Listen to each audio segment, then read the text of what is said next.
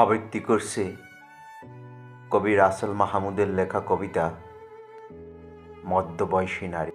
মধ্যবয়সী নারীর যৌনতা নদীর মতো।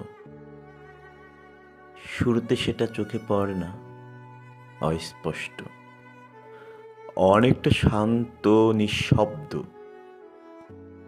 ঠান্ডা ধরনের এক নদী।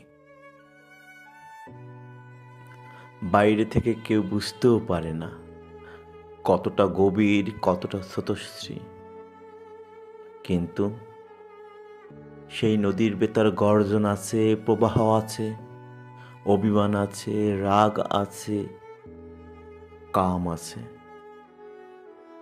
আছে জীবনের অভিজ্ঞতা থেকে তৈরি হওয়া এক প্রবল আত্মবিশ্বাস। এই নারী কাউকে প্রমাণ করার জন্য বাঁচে না। সে জানে কি চায়, কাকে চায়, কেন চায়।